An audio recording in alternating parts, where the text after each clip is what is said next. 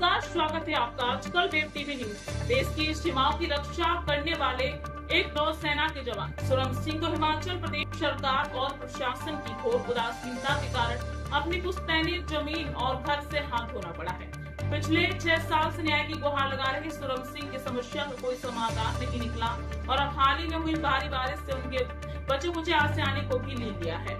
अगस्त 2019 में हुए भूस्खलन और बाढ़ ने कांगड़ा जिले के नूरपुर स्थित उनके गांव खड़ेत्रा से सुरम सिंह की जमीन का बड़ा हिस्सा बहा दिया था।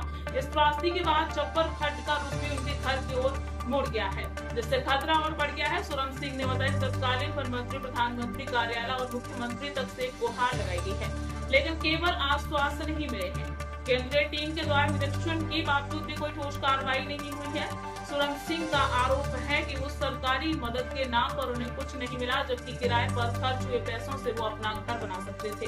नूरपुर के नए एसडीएम अरुण शर्मा ने बताया कि पीड़ित परिवार को सुरक्षित स्थान पर स्थानांतरित कर दिया गया है और हाल ही में उच्च अधिकारियों को सूचित कर दिया गया है। उन्होंने आश्वासन दिया है कि मामले की जानकारी हासिल कर जल्द ही संभव सहायता प्रदान की जाएगी।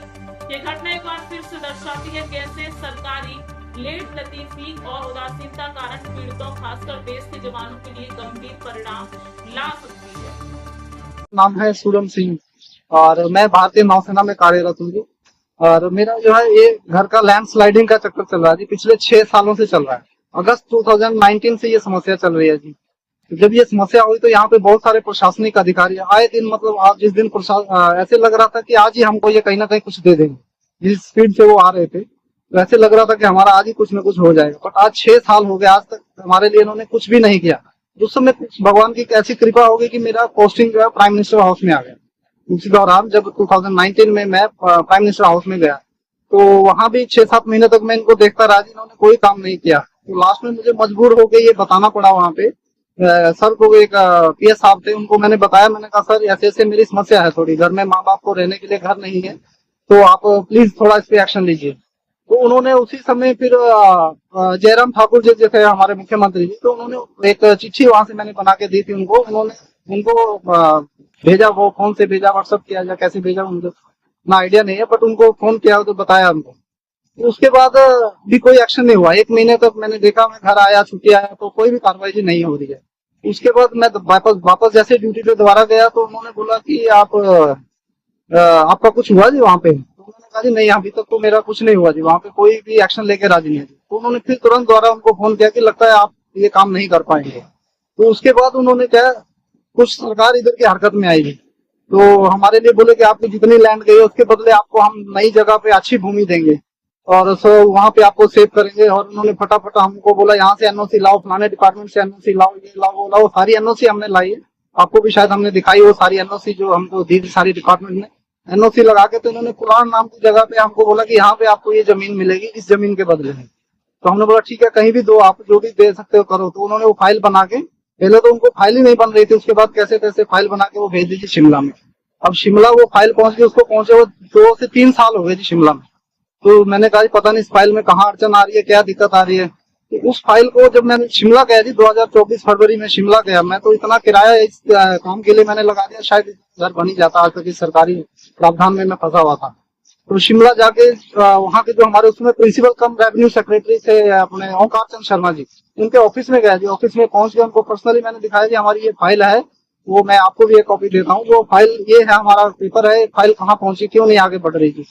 तो उन्होंने देखा तो तक से बोले जी अगर इसके बदले में ऐसा होता तो मैं अपनी जमीन यहाँ की छोड़ के शिमला माल रोड में अपने नाम करवा लेता हूँ।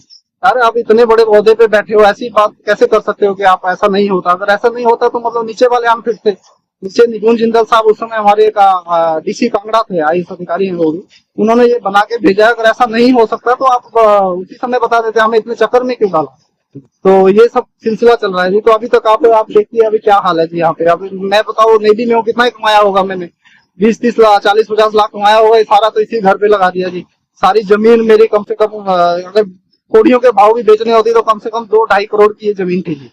तो अभी तो हमारे पास कुछ भी नहीं है और आज तक सरकार की तरफ से कोई मदद नहीं हुई है। गायशाला थी, 8 लाख लगा के मैंने वो बनाई थी गाय के लिए, उसका उन्होंने 20 या 40 हजार के आसपास कुछ डाला था, वो भी बड़ी मुश्किल से। जब यहाँ पे आए लास्ट ईयर साहब आए तो बोले कि आपको तो डाल चुके हैं, तो आपको कहाँ डाला है जी। तो उसके बाद उन्होंने क्या किया, तो जो 40,000 के आसपास कुछ डाला था उन्होंने, वो आया है हमारे पास अभी तक की राहत। और इस बरसात में आप देखिए जी, इस बरसात में तो हमारे पास अभी कुछ भी नहीं बचा है। अभी घर का भी ये बोलते थे कि घर का क्लेम सरकार तब करती है जब तक वो गिर ना जाए, तो हम भी जी गिरने का वेट कर रहे थे। अब तो गिर गया, पता नहीं, देखते हैं सरकार आगे क्या करती है। हमारी लगभग यहाँ पे है 70 कनाल के आसपास है, और लगभग सारी खत्म है। अभी ये 2-4 कनाल बची हुई है। आज तो 60 से 70 आम के पेड़ बह गए। हमारे ऑरेंज के पेड़ थे जी, 60 पेड़ वो बह गए हैं। खैर जो अभी कटता है हमारा, खैर कम से कम इस साल हमारा 20 लाख के आसपास कटना था जी, अगर वो नॉर्मल भी ऐसे कटता था। उसके साथ हमें ऊपर रह रहे पड़ोसियों के घर में कभी, वो तो है बेचारे गांव वाले लोग, थोड़ा बहुत मदद अभी रहने के लिए, तो कोई भी मना नहीं करेगा, ऐसे नहीं कि बेचारे बह रहे हैं तो कुछ तो करें।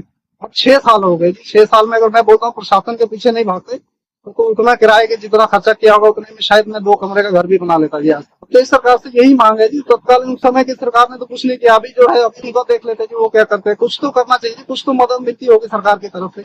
इतने लोगों को बहुत स्लाइडिंग होती है सब जगह की। सरकार ने 5 लाख दे दिया, 10 लाख, तो मुझे तो लगता है पेपरों में दिया होगा जी, ऐसे दे दिया होगा कि बातों से दे दिया कि किसी का घर बह गया जी, सरकार ने 10 लाख दे दिया। अब किसी को मिला कि नहीं मिला वो पर्टिकुलर कौन देख रहा है, हमें तो लगता है कि नहीं मिलता होगा, शायद वो पेपरों में घोषणा रहती है जी सरकार की।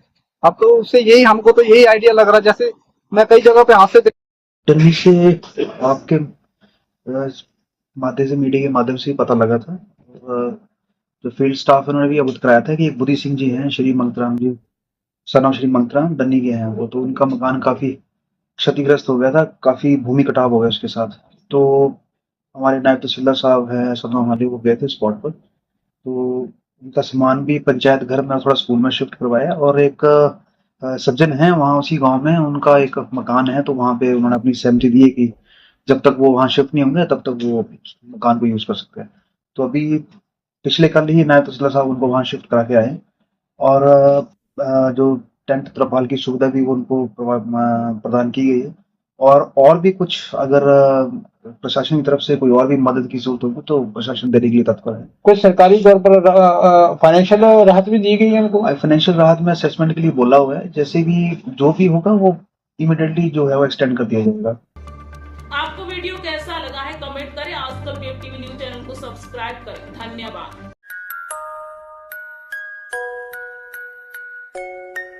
ऐसे ही और ताज़ा तरीन खबरों के लिए देखते रहिए आजकल वेब टीवी।